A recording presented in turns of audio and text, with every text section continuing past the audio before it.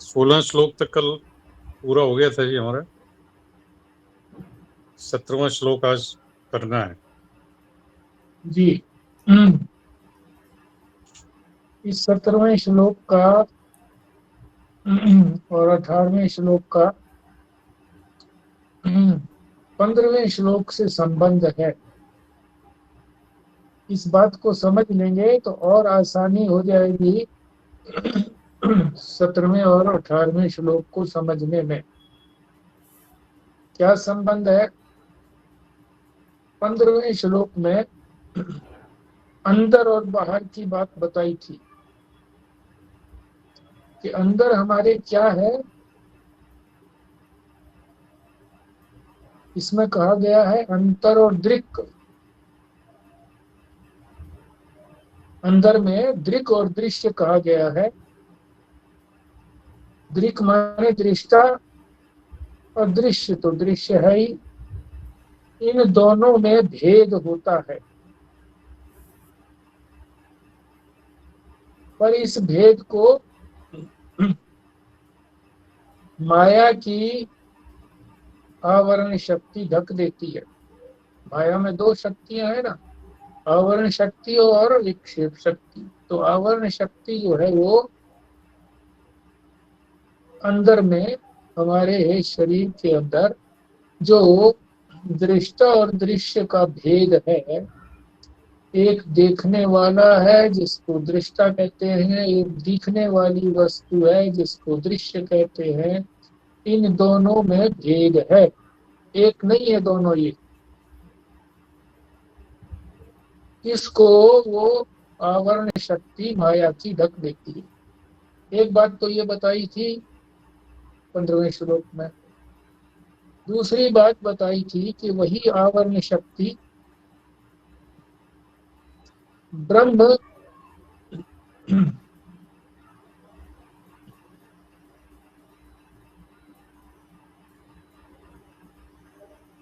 वही आवरण शक्ति ब्रह्म और सृष्टि के भेद को ढक देती है। सृष्टि और ब्रह्म के भेद को ढक देती है। उनमें भी भेद है, परमात्मा और ब्रह्म, परमात्मा और सृष्टि, यानी ब्रह्म और सृष्टि दोनों में भेद है, उसको भी ढक देती है। जो अंदर जो ढक देती है ये दृष्टा और दृश्य को, तो जीव भाव मनुष्य में आ जाता है कि मैं जीव। इसी तरह से जब वो आवरण शक्ति ब्रह्म और संसार को ढक देती है, कि अंतर को ढक देती है, तो ये सारी सृष्टि, ये सारा संसार खड़ा हो जाता है। तो 17वें श्लोक में तो जो माया की आवरण शक्ति है,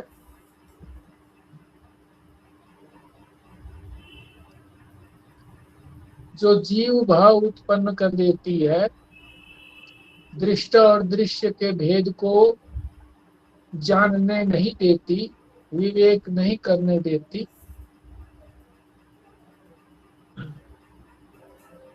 तो इसमें 17वें में बताया है कि जो जीव भाव आया उसको कैसे नष्ट किया जाए। क्या ये हमेशा के लिए बना रहेगा? मोक्ष जीव का होगा नहीं। तो इसमें बता रहे हैं कि मोक्ष होगा। किसको मोक्ष होगा ये भी देखना पड़ेगा।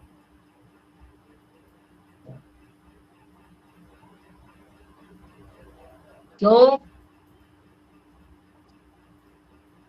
क्योंकि मोक्ष जो है वो आत्मा का तो होगा नहीं, दृष्टा का तो होगा नहीं, साक्षी का तो मोक्ष होगा नहीं, क्योंकि वो तो शुद्ध बुद्ध मुक्त सत्य स्वरूप है। उसका क्या मोक्ष होना है? और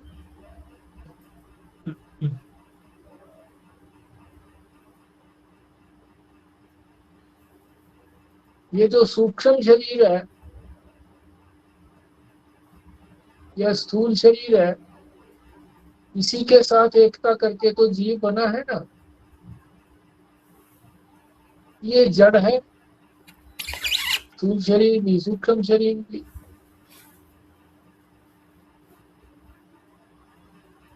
चेतन नहीं है,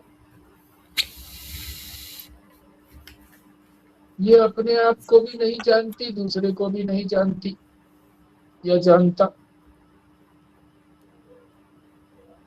इसलिए दोनों का संबंध कैसे हो सकता है?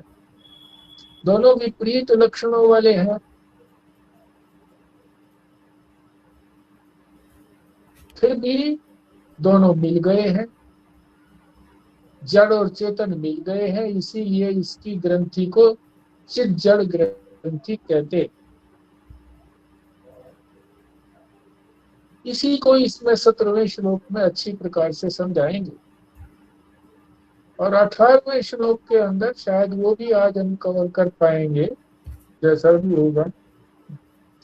उसमें ब्रह्म और सृष्टि का जो भेद है आपस में, वो भी नहीं पता लगने देती माया अपनी आवरण शक्ति से, और उसका परिणाम क्या होता है कि ये संसार खड़ा हो जाता है। इसी के चक्कर में फंसा रहता है जीव, संसरण करता रहता है, जन्म और मरण, जन्म और मरण। तो ये थोड़ी सी भूमिका हमने जान ली है, इसके जानने से और सहजता हो जाएगी कि ये जो गैप है, अंतर है, आत्मा या साक्षी में और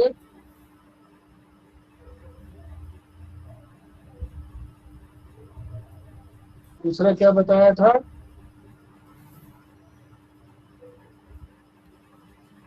दृश्य, जिसको दृष्टा कहा है, दृष्टा, साक्षी को दृष्टा भी कहते हैं। दृष्टा और दृश्य में जो भेद है, इसको जो आवरण शक्ति डाल देती है और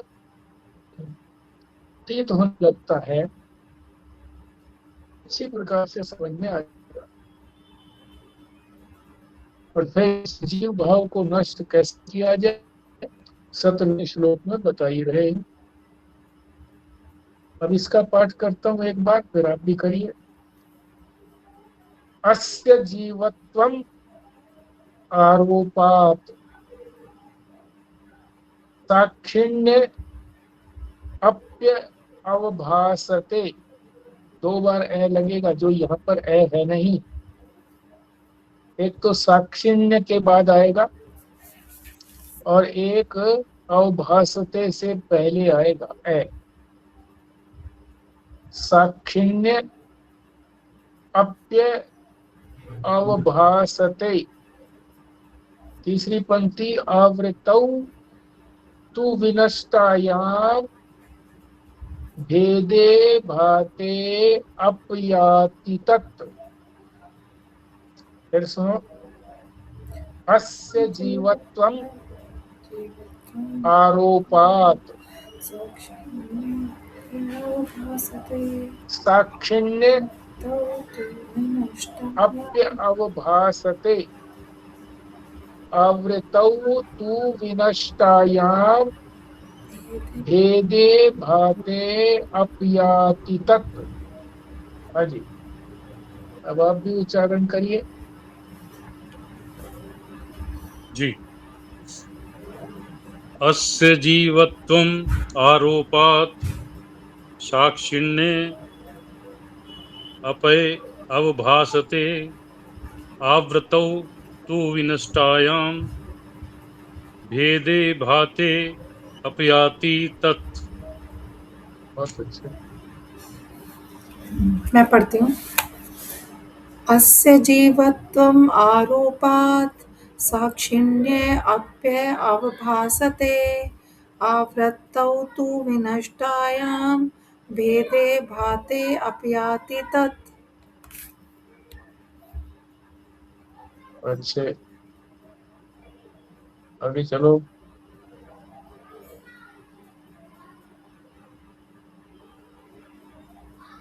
अस्य जीवत्वम् आरोपात् साक्षिण्य अवभासते आवृतो तु विनष्टायां भेदे भाते अपयाति तत्। बहुत अच्छे, अर्थ भी समझ लें।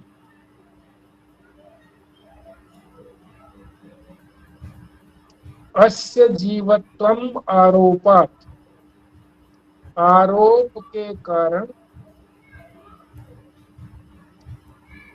जीव भाव साक्षिण्य अप्य अवभासते, जीव भाव साक्षी में भी आ जाता है, यानी जीव भाव और साक्षी एक हो जाते।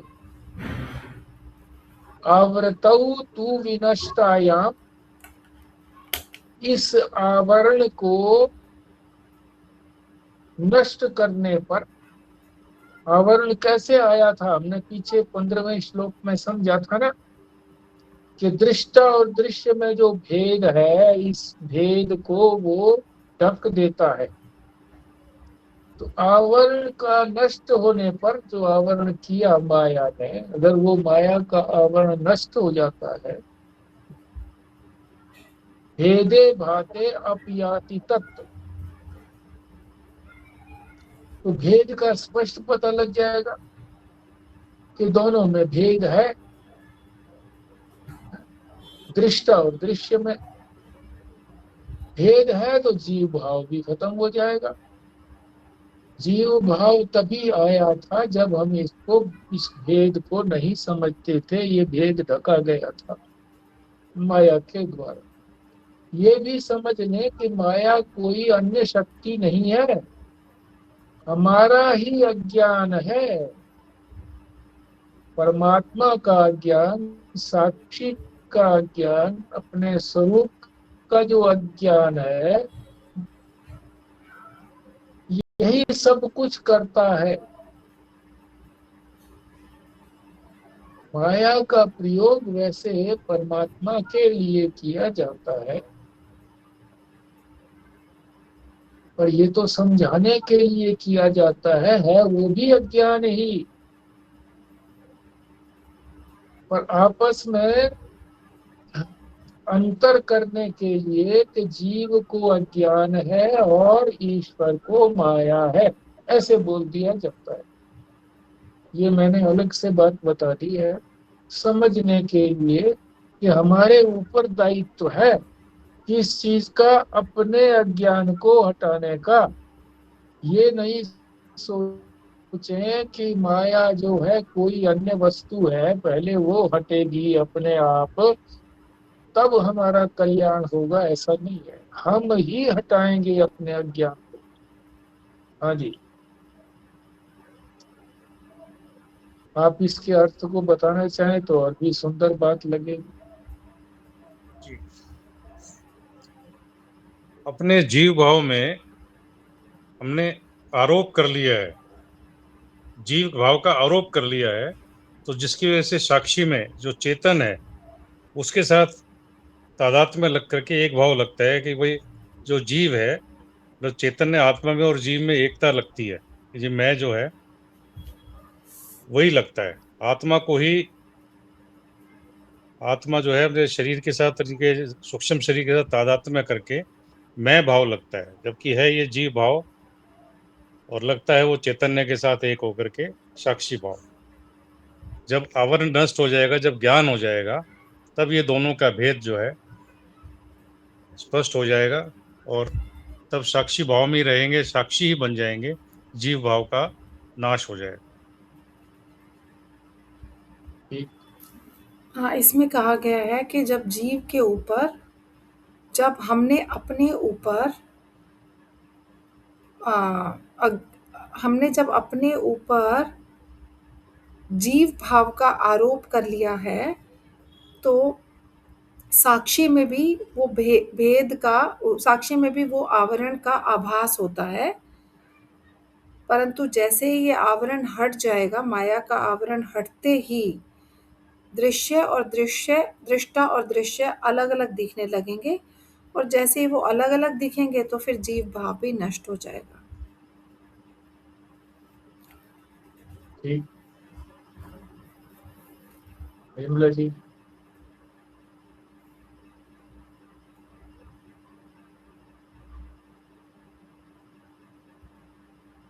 विमला जी।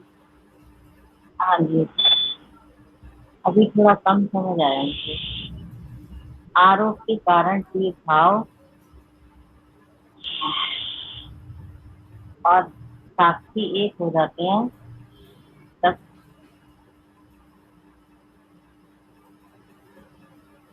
माया के कारण ये आवरण सब नहीं नहीं आया। आवरण जब नष्ट हो जाता है, तो भेद का जीव भाव भी सबसे पता समाप्त हो जाता है। इन दोनों का भेद का पता लग जाता है, तो आवरण नष्ट होने पर जीव भाव हट जाता है। व्यास जी, आपने ये जो अध्यारोप काट करके आरोप किया है, शब्द हाँ तो जी, क्या अर्थ तो एक ही है क्या, अध्यारोप और आरोप का? अलग है। अच्छा, अध्यारोप अध्यारोप। जो तो है ना, वो तो हम आरोप करते हैं। अध्यारोप का मतलब है हम आरोप करते हैं। हाँ किसी चीज को समझने के लिए हम आरोप करते हैं। जैसे मैल को उतारने के लिए साबुन लगाते हैं, तो हमने अध्यारोप किया, तो फिर हम अपवाद भी कर देते हैं, उसका हटा भी हाँ देते हैं उसको। और आरोप का मतलब है ये प्राकृतिक रूप से आरोप हो गया है, हमने नहीं आरोप किया। नैसर्गिक है, उसके लिए शब्द आता है नैसर्गिक, पीछे से चला आया है नैसर्गिक। जी। अध्यारोप तो ये वैसे भी ये समझ में आता था कि जो रस्सी के अंदर सर्प का अध्यारोप हो गया। नहीं, अध्यारोप नहीं होता, आरोप ही होता है। यानी हमने उसको गलत समझा, रस्सी ने समझ करके अध्यास, सर्प समझ अध्यास लिया। कहते हैं, क्या कहते हैं, अध्यास हाँ, कहते हैं क्या ये? अध्यास कहते हैं, अध्यारोप नहीं, अध्यास। हाँ, थी वो रस्सी, उसका हमने जो है सर्प के रूप में अध्यास कर लिया। हम्म, गलत समझ तो लिया। अध्यास का मतलब है जो वस्तु जहाँ नहीं है उसको वहां जान लेना, ये अध्यास है। हाँ, तो ये आरोप और अध्यास एक है क्या? नहीं, जी। आरोप तो हुआ ठीक, ना नैसर्गिक, पीछे से आ रहा है। समझ गया जी। वो अज्ञान के कारण कई जन्मों के संस्कार से हम लोग को जीव समझ हाँ, बैठे हैं अपने को, एकता कर रखी है। हाँ। ये जो शरीर, जो उपाधि है, चैतन्य के हम्म, साथ एक ही, उसी को एक समझते हैं। मैं जो करते हैं, वो करते हम्म, हैं, मैं ये हूँ। तो वो मतलब उपाधि वाला और चैतन्य वाला एक हो गया है कायदे से। बिल्कुल। हमने हमने अपने आप ही भ्रांति से मान लिया है नहीं वैसे। हाँ, हाँ, है। व्याख्या करते हैं। अब प्रश्न है कि मोक्ष किसको मिलता है? मोक्ष उसी को मिलता है जो बंधन में है। आत्मा शुद्ध, बुद्ध, मुक्त स्वरूप है। उसके मुक्त होने का प्रश्न ही नहीं उठता है। सूक्ष्म और स्थूल शरीर जड़ हैं। जड़ पदार्थ के भी मोक्ष और बंधन का प्रश्न नहीं है। कोई भी जड़ वस्तु यह नहीं जानती कि वह बंधन में है। उसे बंधन होता ही नहीं है। जड़ और चेतन विपरीत प्रकृति के हैं। इन दोनों का संबंध भी नहीं हो सकता है। फिर भी भ्रांति से इन दोनों के बीच ग्रंथि तो पड़ ही गई है, और मुझे यह लगता है कि मैं बंधन में हूँ। मैं वस्तुतः बिंब होते हुए भी अपने को प्रतिबिंब समझ बैठा हूँ, और प्रतिबिंब भाव में ही रहकर जड़ शरीर से तादात्म्य कर बैठा हूँ। शरीर के रोगी होने पर अपने को रोगी समझने लगा हूँ, मन के अशांत होने पर अपने को अशांत मान लेता हूँ। इसको इसको अच्छा, ये इसके अंदर विश्लेषण दिया गया है, क्योंकि बहुत बार पूछा जाता है कि ये बंधन किसका है, यानी मोक्ष किसको होगा। मोक्ष की बात पूछते हैं, किसको होगा जी मोक्ष। तो लोग गड़बड़ा जाते हैं। कोई कह देते हैं आत्मा को होगा जी मोक्ष, कोई कहते हैं कि मुझे होगा मोक्ष। तो फिर आगे प्रश्न आता है, मुझे का क्या मतलब। तो सही उत्तर इसका यही है कि जिसको बंधन है उसी का तो मोक्ष होगा। जो बंधा हुआ है वही तो खुलेगा, जो बंधा ही नहीं मैं वो जो क्या जीव भाव खुलेगा। में मैं जो जीव भाव में स्थित हूँ ना जी, हाँ तभी जीव भाव में स्थित हूँ अभी मैं, उसी को मोक्ष होना है, क्योंकि वही बंधन महसूस करता है ही वही बंधन ठीक। में। हाँ, और स्पष्ट करो। स्वस्तिका बताएगी और स्पष्ट करेगी। देखो, और भी तो दो बातें चीजें बताओ। हैं। एक तो ये नहीं समझ आया, ये बात तो बहुत अच्छी लगी जब इन्होंने बोला मोक्ष उसी को मिलता है जो बंधन में है ना। अगर कोई अपने आप को बंधन में ही नहीं समझ रहा तो उसको तो मोक्ष की जरूरत ही नहीं है, वो तो ऑलरेडी मोक्ष प्राप्त कर चुका है, उसको तो ज्ञान हो गया। हम्म पर फिर साथ साथ ये भी कह दिया, अब अगर देखा जाए आत्मा तो है ही, मतलब जैसे बता ही दिया कि वो तो मुक्ति है, उसका तो कोई बंधन है ही नहीं, तो उसको तो मोक्ष मिलना ही नहीं, वो तो पहले से ही है। और सूक्ष्म और स्थूल हम्म शरीर जो है ये तो जड़ है, इनको वैसे ही पता नहीं है कि मैं बंधन में हूँ। तो पता नहीं अब किसको हम्म मिलना है, कि ये नहीं समझ आया कि मिलेगा किसको। क्योंकि जड़ को मिल नहीं सकता, और जो चेतन है वो तो ऑलरेडी मुक्त है। पता नहीं, ये तो फिर शायद जो इनकी ग्रंथि पड़ गई है वो जब विवेक से अलग हो जाएगी हमारी, तो तभी समझ आएगा। आप बताओ, ये समझ नहीं आई बात। वो महात्मा जी से पहले पूछते थे ना जी कि जी मोक्ष मोक्ष करवा दो, मोक्ष का ज्ञान दे दो। वह था तुम मुझे बंधन दिखा दो, मैं मोक्ष करवा दूंगा करके। तो बंधन दिखा नहीं पाता, बट बात ये स्वस्तिका आपने पकड़ी तो यही कि जो ये दोनों जड़ और चेतन की जो ग्रंथि पड़ गई ना जी, जो हमने एक समझ लिया जीव भाव और साक्षी का, जो इसमें आया था अभी, साक्षी के साथ जीव भाव की एकता की जो भाव हो गया है, इसको अलग करने का है, उसको बंधन कर। वो मिल गए हैं तो बंधन हो गया है, वो हट जाएगा तो बंधन छूट जाएगा। सीधा उत्तर यही है इसका, कि बंधन मुझे अनुभव में आता है, चाहे हुआ नहीं है बंधन, पर मुझे तो अनुभव में आता है ना।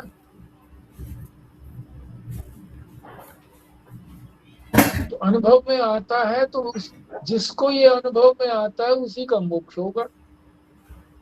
मेरे को अनुभव में आ रहा है कि मैं बंधा हुआ हूं, तो मेरा ही मोक्ष होगा। मैं आत्मा का नहीं, मेरा मैं, जो अपने आप को प्रतिबिंब समझ रहा है वो बिंब समझ रहा है। प्रतिबिंब, अपने को प्रतिबिंब समझने से बंधन हो गया, अनुभव होने लगा। तो जिसको अनुभव हो रहा है उसी को ही मोक्ष होगा। हाँ जी। अभी भी यूं वैसे तो चैतन्य जी अपने आप को स्थूल शरीर सूक्ष्म शरीर के साथ तादात्म्य हो गया। प्रतिबिंब तो मतलब वही है ना जी, प्रतिबिंब जिसमें है सूक्ष्म शरीर, और सूक्ष्म शरीर को जब प्रकाश मिला तो स्थूल शरीर भी जो है क्रिया में आ गया। सूक्ष्म शरीर ना कहो, प्रतिबिंब जो पड़ता है। सूक्ष्म शरीर तो बड़ा हो गया ना, सारी इंद्रियां हो गई, ज्ञानेंद्रियां, कर्मेंद्रियां, पांच प्राण। प्रतिबिंब जो पड़ता है वो पड़ता है अंतःकरण में, मन में कहो बुद्धि में कहो। यहाँ कह सकते हैं आप, यहाँ प्रतिबिंब पड़ा, उस प्रतिबिंब को मैं मान लिया, अज्ञान से मान लिया मैं। अब मैं मान लिया तो फिर अब मैं बंध गया, वही अज्ञान फिर आगे चलता चला गया। अपनी इंद्रियों को अपना मैं मान लिया, प्राण को अपना मैं मान लिया, शरीर को मान लिया, फिर संबंधियों को मेरा मान लिया, इस तरह से हो गया। तो अगर हो एक नहीं लाइन में सकते। पूछें, एक लाइन में पूछें कि किसकी मुक्ति होनी है, किसका मोक्ष होना है, तो फिर क्या बोलेंगे? मेरी मुक्ति होनी है, हाँ, मैं जो अपने आप को जीव समझ रहा हूँ, तो मेरी मुक्ति होनी है। मैं, हाँ मेरी मुक्ति होनी है। जीव की जीव मुक्ति होनी भाव, है, समझ लो जीव भाव जो समझ जीव रखे भाव हैं। की मुक्ति होनी है। जीव, जीव ये तो ठीक है, जीव भाव में हूँ मैं, इसलिए जीव, जीव की मुक्ति कहने से ये लगता है कि कोई और मुक्त हो रहा है। जीव का तो वास्तविक स्वरूप जो है वो सच्चिदानंद है, वास्तविक स्वरूप तो उससे ये भी भनक लगती है कि जीव का तो वास्तविक स्वरूप तो ब्रह्म है, सच्चिदानंद है। मेरी, मेरे में जो जीव भाव आ गया है, मतलब मैं को केंद्र में लाना है।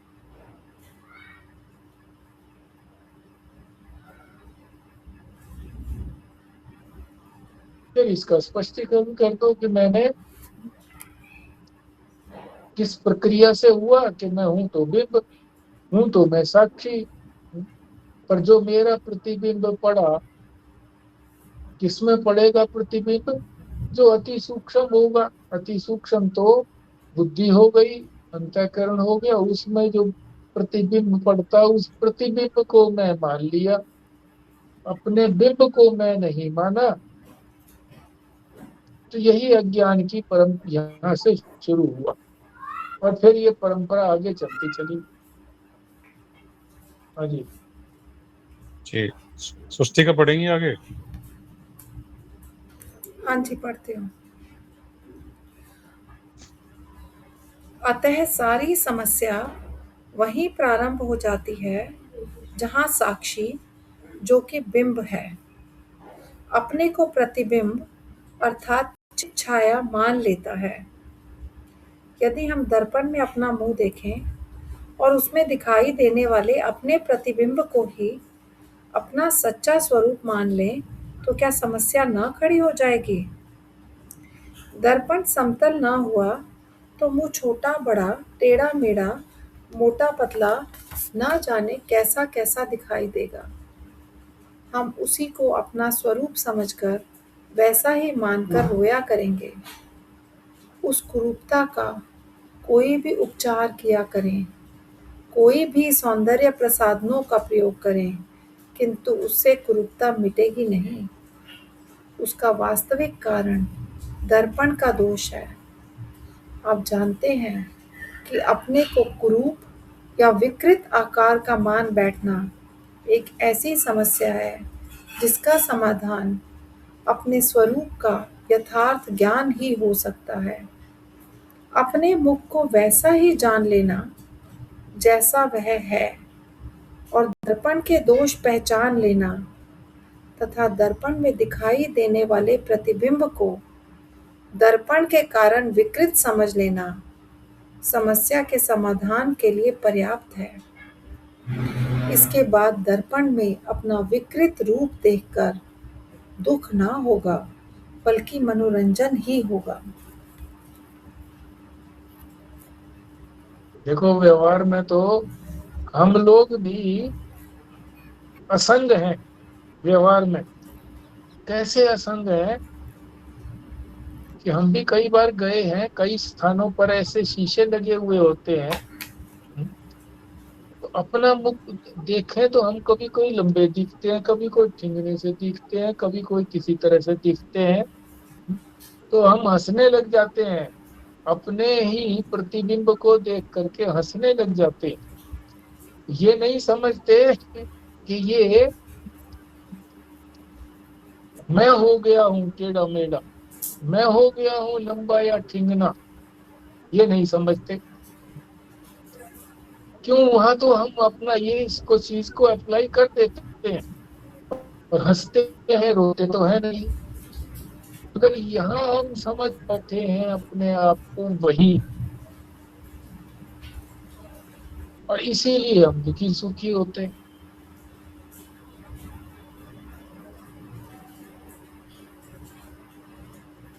जैसे वहां पता लग जाता है हमको कि ये तो शीशा हमको इस तरह से दिखा रहा है, मैं वास्तव में ऐसा नहीं, तो निश्चिंत हूं मैं, शीशा कुछ भी दिखाता रहे।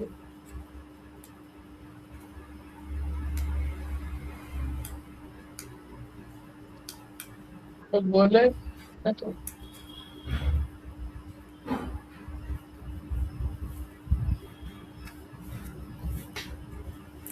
क्या हमें बोलने के लिए कह रहे हो क्या?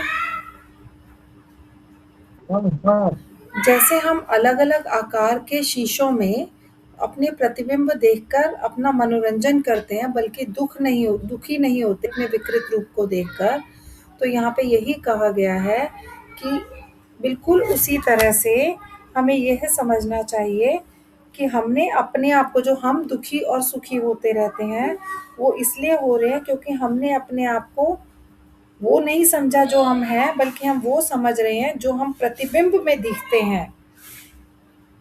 जो हम अपने अंतःकरण में जो हमारा प्रतिबिंब पड़ रहा है, हम उसको समझ करके ही हम ये सोच रहे हैं कि मैं रागी हूँ या मैं द्वेषी हूँ या मैं लोभी हूँ, मैं कामी हूँ, मैं अज्ञानी हूँ।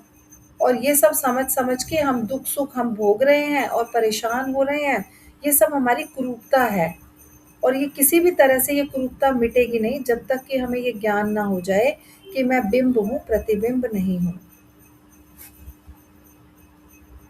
ठीक।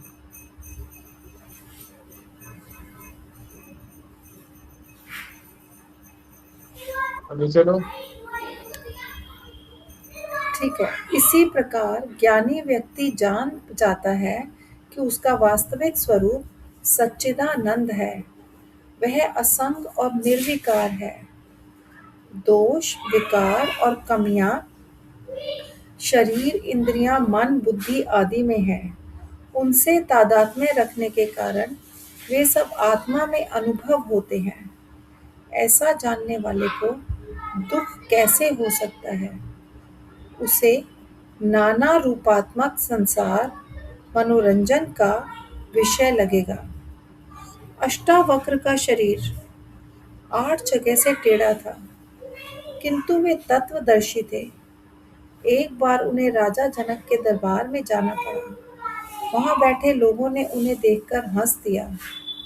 उन्होंने भी हंसते हुए राजा जनक से पूछा, मैंने सुना था कि आपके दरबार में सभी ज्ञानी हैं, किंतु यहाँ आकर देखता हूँ कि ये सब चमार लोग बैठे हैं। इन्हें तो केवल चमड़े का शरीर दिखाई देता है। अष्टावक्र को स्वयं कोई दुख ना था। वे अज्ञानियों की तरह अपने शरीर से तादात्म्य न रखते थे। हाँ जी।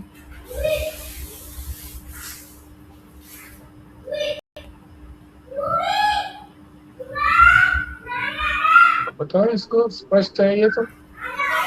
जो ज्ञानी की स्थिति थी, जो अष्टावक्र की स्थिति थी, ऐसी स्थिति चाहे हमारी ना हो अभी, पर हम ऐसा कल्पना तो कर सकते हैं ना कि मैं सच्चिदानंद हूँ, असंग हूँ इनसे।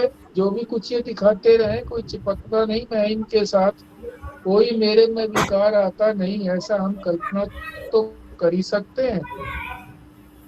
और संसार में जो अनेक वस्तुएं हैं, वो अनेक प्रकार से दिखाई पड़ेंगी,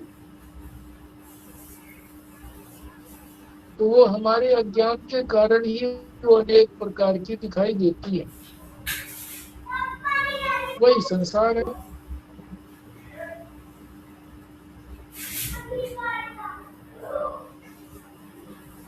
हाँ जी, विमला आंटी आप पढ़ेंगे आगे क्या? बोलो। विमला आंटी पढ़ लेंगे आगे। हाँ पर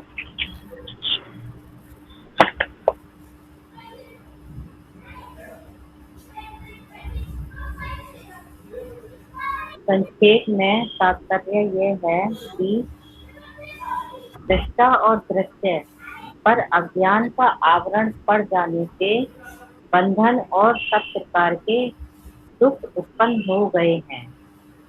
जैसे चिड़िया दर्पण में चोंच मार मार कर घायल हो जाती है, किंतु दर्पण में प्रवेश नहीं कर पाती है। चिड़िया को दर्पण में प्रतिबिंबित अपने शरीर और अपने स्वरूप का प्रमाणिक ज्ञान नहीं हो पाता है, इसलिए उसकी समस्या सदा बनी रहती है। प्रमाण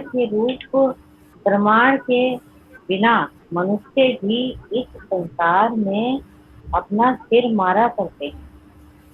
उनकी स्थिति चिड़िया से कुछ अच्छी नहीं है, किंतु उस मनुष्य शरीर में प्रमाण पाने का अधिकार है। वह चाहे तो अपने अधिकार का प्रयोग कर सत्य को जान सकता है और अपना सिर ओढ़ना बंद कर आनंद प्राप्त कर सकता है। जीव भाव समाप्त होकर आत्म भाव प्राप्त हो सकता है।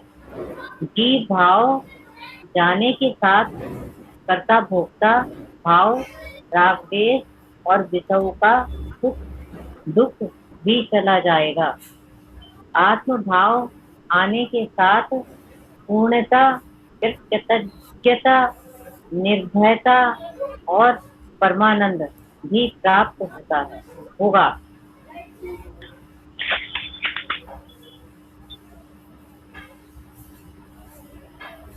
आज ये चिड़िया वाला दृष्टांत भी आपने देखा ही होगा। मैंने तो कई बार देखा है इसी तरह से। शैली के यहाँ भी वो शीशे लगे हुए थे खिड़कियों में, तो चिड़िया आकर के चोंच मारती रहती थी।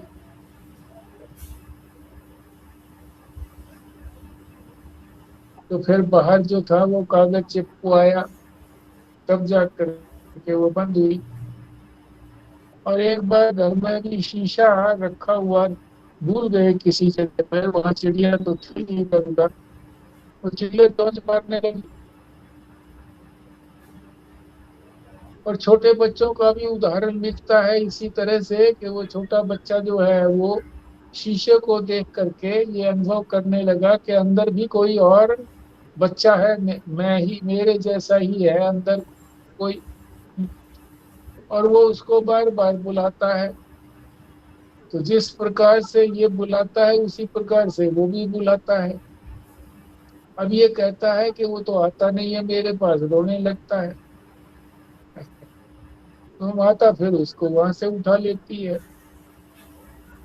तो ये क्या है हमारा, इसी तरह से जब हम अपने दिव्य स्वरूप को नहीं जानते, अपने वास्तविक स्वरूप को नहीं जानते कि मेरा वास्तविक स्वरूप तो साक्षी है, चेतन है, आत्मा है, तो इसी प्रकार की स्थिति हो जाती है। प्रमाण की बात होता है इसके अंदर। प्रमाण का अर्थ होता है, प्रमाण किसको कहते हैं? जो प्रमा को उत्पन्न करे। प्रमा का मतलब होता है वास्तविक ज्ञान। जब तक मनुष्य को अपना वास्तविक ज्ञान नहीं होता, अभी हमें अपना वास्तविक ज्ञान नहीं है, अभी हमको अपना मिक्स ज्ञान है कि हम शरीर को, यानी स्थूल और सूक्ष्म शरीर के साथ चेतन को मिला करके हम अपना मैं मानते हैं। तो ये वास्तविक स्वरूप नहीं है। मनुष्य जो है वो अपने वास्तविक स्वरूप को जान सकता है। ये उसमें परमात्मा ने सामर्थ्य दे रखी है वास्तविक स्वरूप को जानने। पशु पक्षी आदि में वो नहीं है।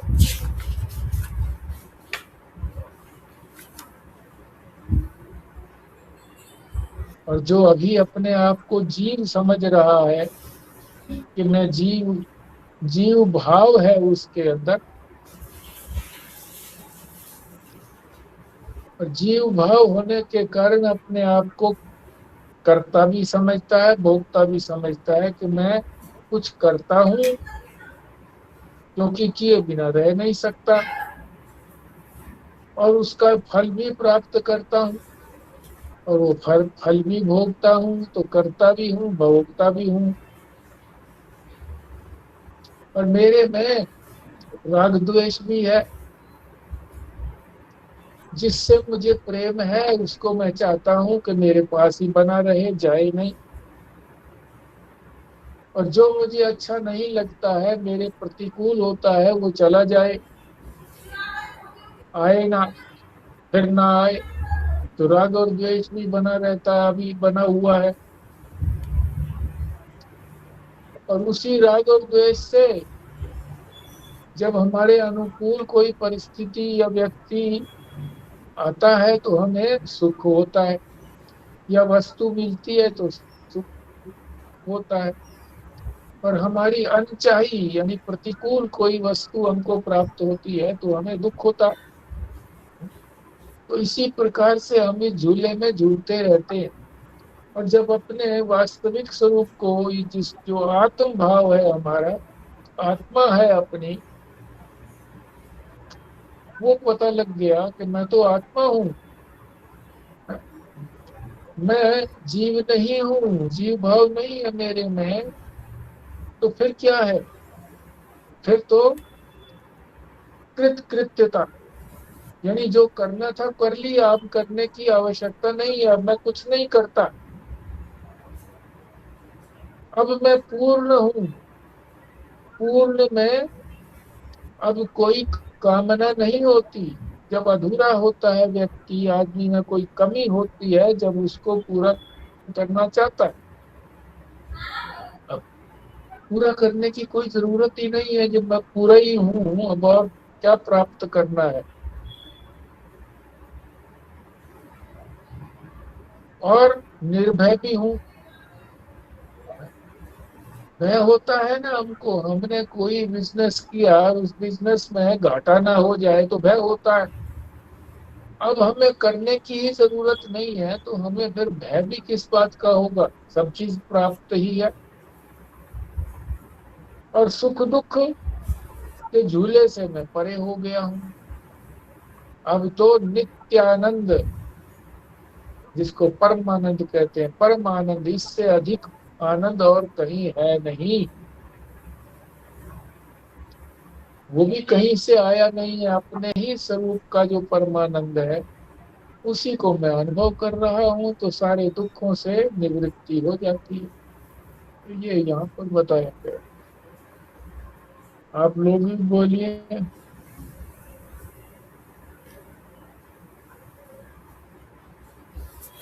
हाँ जी, मैं बोलती हूँ इसमें। इसमें यही कहा गया है कि हम अपने देखो यहाँ पर जो दिया है ना, ये शुरू में जो कहा गया है ना, अज्ञान का आवरण।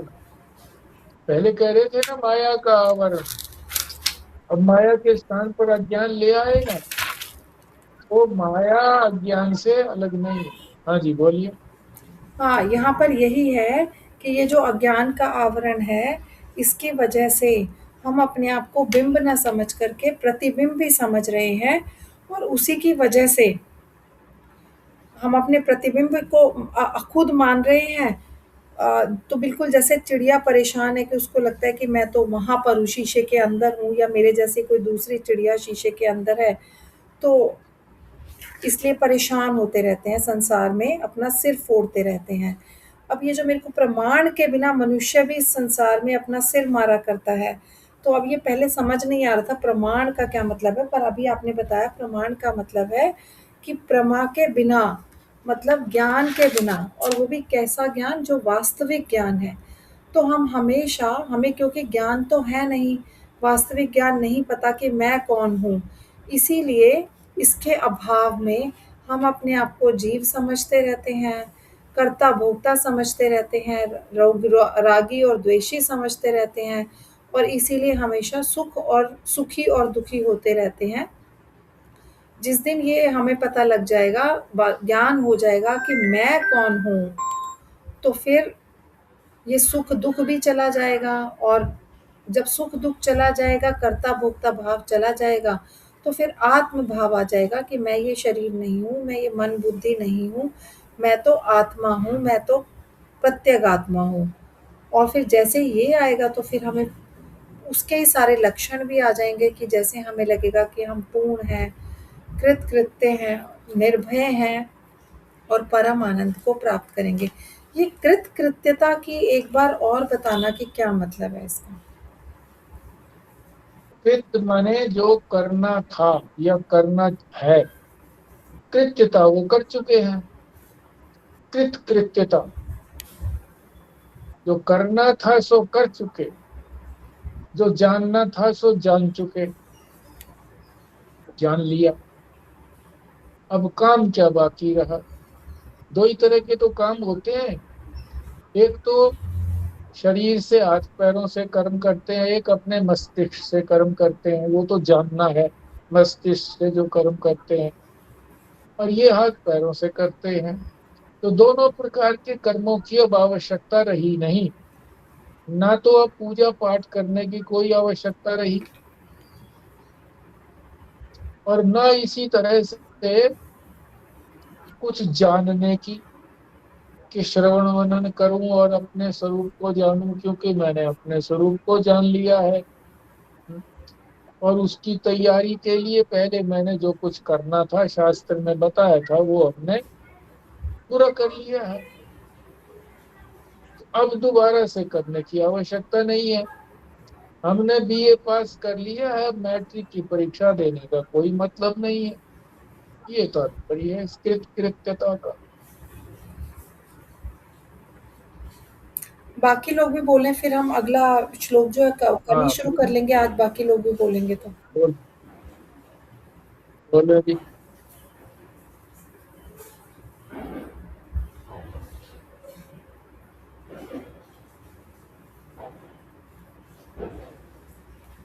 विमला आंटी, खुराना अंकल आप बोले। संजीव भाई तो शायद बिजी है, मुझे लग रहा है कहीं पर। खुराना अंकल आप सुन रहे हैं तो आप बोले। जी, दृश्य ये दृश्य बात दृष्टा। जी बोलिए बोलिए। आप विमला जी बोल रहे बोलिए, हैं क्या? बोलो बोलो, आप बोलो। नहीं बोलिए, पहले मैं सुन लूंगा फिर अच्छा बोलूंगा।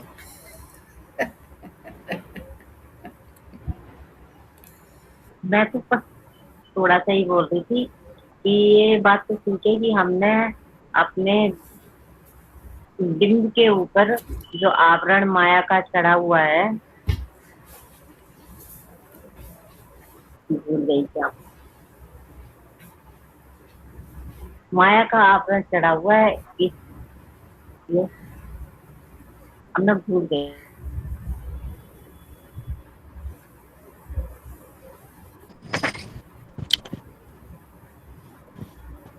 दृष्टा और दृश्य पर अज्ञान का जो आवरण पड़ा हुआ है जी, वो ही बंधन है। और बिंब और प्रतिबिंब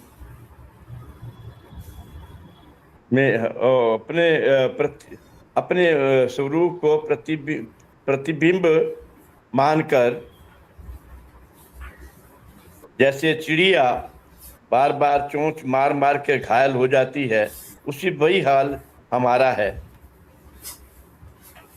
चिड़िया को अपना दर्पण में अपना प्रतिबिंब अपना शरीर ही लगता है, और वो उसी को अपना स्वरूप मानकर बार बार उसमें चोंच मारती है। उसी तरीके से हम सिर्फ इस दुनिया में मार रहे हैं, जीव जीव मार रहा है। तो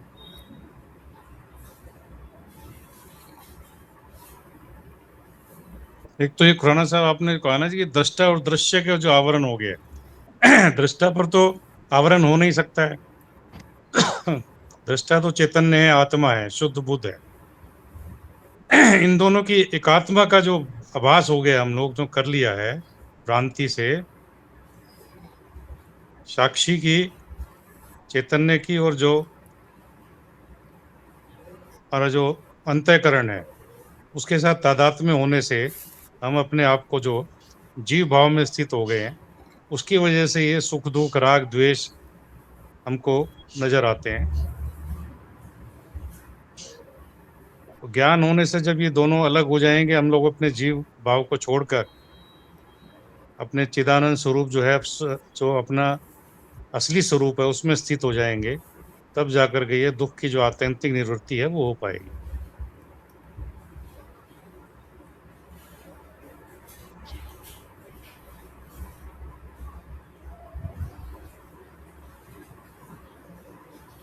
और ये मनुष्य शरीर में ही संभव है। इसमें एक लाइन में कहा भी है इन्होंने, मनुष्य शरीर में प्रमाण पाने का अधिकार है, किसी और योनि में, किसी और शरीर में इस तरह का विवेक नहीं कर सकते। हाँ, ये बहुत अच्छा इन्होंने बोला कि मनुष्य शरीर में प्रमाण पाने का अधिकार है। ये अच्छा बोला। और एक मैं ये आपसे थोड़ा क्लैरिफाई करना चाह रही थी कि ये जो आवरण आ गया है, ये तो दृष्टा और दृश्य के अंतर के ऊपर, मतलब हम अंतर नहीं कर पाते उन दोनों के बीच में कि कौन दृश्य और दृष्टा है, इनके अंतर के ऊपर आवरण आ गया है ना, भेद के ऊपर। हाँ, इसके दोनों में जो भेद है वो भेद अब व्यवहार में तो हम समझते हैं कि कोई चीज हमको दिख रही है तो वो हम थोड़ा ही हो गए। थैले को देख रहे हैं तो कोई मैं थैला थोड़ी हो गया। मोबाइल देख रहे हैं तो मैं कोई मोबाइल थोड़ी हो गया। यहाँ तो हम भेद कर लेते हैं। मगर वहां जब ये शास्त्र कहता है कि तू देखने वाला है, दृष्टा है, और जो चीजें तुमको दिख रही है, शरीर दिख रहा है, इंद्रियों का मालूम पड़ रहा है, अंतःकरण का मालूम पड़ रहा है, इनसे अपने आप को अलग नहीं करता, इनके साथ मिक्स हो गया है, तो ये अंतर को नहीं कर पाता। एकता हो गई है, दृष्टा और दृश्य की एकता हो गई है। तो ये एकता होने से, एक होने से ये सारे कष्ट का कारण बन गए।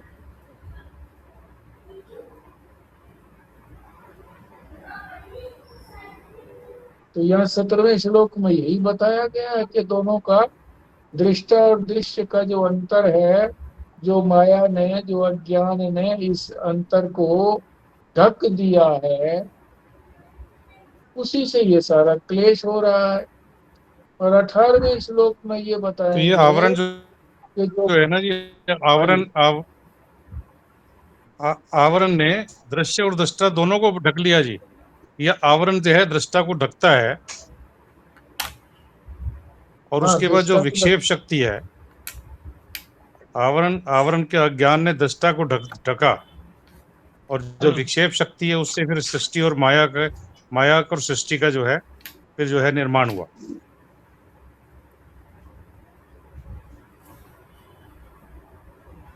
यहाँ तो खैर नहीं है ये बात, ये पीछे आई थी बात इस इससे तरह पहले से। आई थी वही बात। हाँ, ये आपने जैसे बताया था ना कि ये जो आवरण है, ये माया, ये दृष्टा और दृश्य के भेद को ढक लेता है। मतलब हम उनके बीच में भेद हाँ, नहीं कर पाते कि कौन दृश्य है और कौन दृष्टा है परमार्थ के मार्ग पर। हाँ, ठीक। भेद को ढक लेता है वो।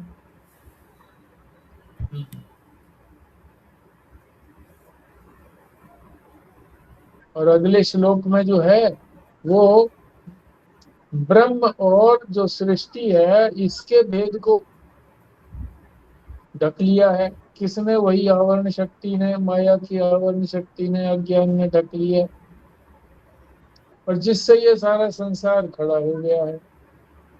और इस संसार में हम फिर संसरण करते रहते हैं, जन्मते हैं मरते हैं, जन्मते हैं मरते हैं, ये संसार, ये अगले श्लोक में बताएंगे। तो यानी 15वें श्लोक में जो दो बातें कही गई हैं, उन्हीं बातों को यहाँ 17वें और 18वें के अंदर ठीक प्रकार से स्पष्ट किया गया है, और फिर उसका निवारण भी बताया गया है कि 17वें श्लोक में तो जीव भाव कैसे नष्ट होगा, और 18वें श्लोक में ये संसार किस प्रकार से इसका बाध होगा।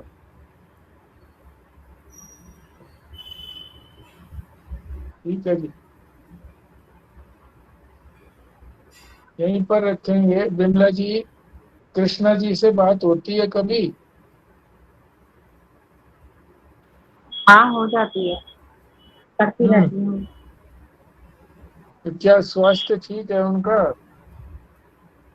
हाँ जी, स्वास्थ्य तो ठीक है, लेकिन वो कहती है कि मैं अपना सत्संग सुनती हूँ, ये करती रहती हूँ, स्वाध्याय करती रहती हूँ, तो इसमें हम्म, मुझे ज्यादा इंटरेस्ट नहीं आता, ऐसा कुछ, मतलब ऐसे साफ साफ नहीं बोला उन्होंने, कुछ इस तरह से बोला। हम्म, बहुत तो पुरानी सत्संग है ना, बहुत सारा सत्संग सुना हुआ है, हाँ जी, हाँ जी, उनको काफी तो ज्ञान। ज्यादा सत्संग जो सुन लेता है फिर उसको उसको जल्दी सी हर एक का सत्संग अच्छा नहीं लगता। नहीं, ऐसा नहीं कहा उन्होंने कि अच्छा नहीं लगता, वो हाँ, कहती है कि मैं और भी बहुत कुछ कर लेती हूँ, करती रहती हूँ।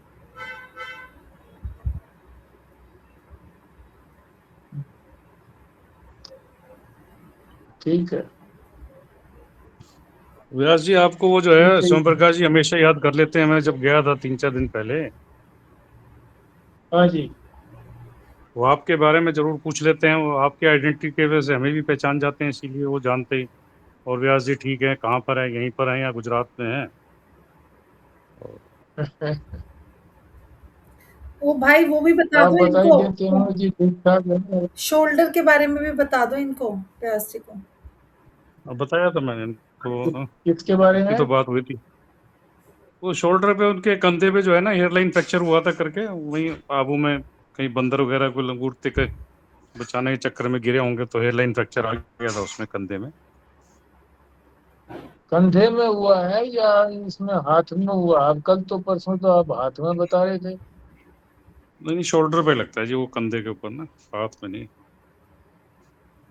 अच्छा, तो उन्होंने तो शॉल ऊपर वो लपेट करके जो है उससे, तो उन्होंने तो नहीं बताया था कुछ भी।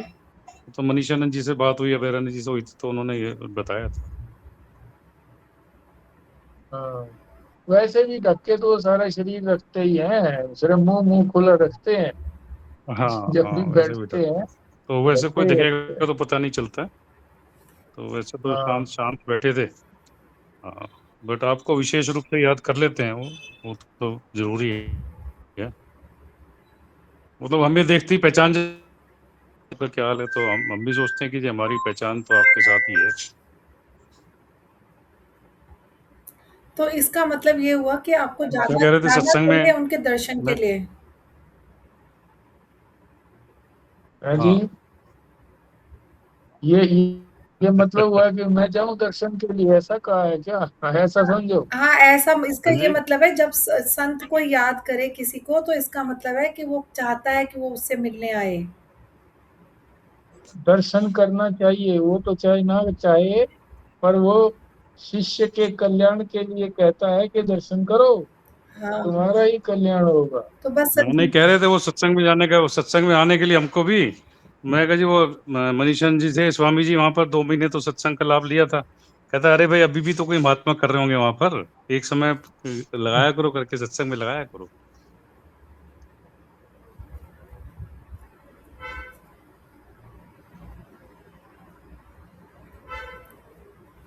चलो ठीक ठीक है, है जी, पूर्णाहुति करते हैं जी। हाँ जी, खुराना साहब करेंगे जी पूर्णाहुति। जी।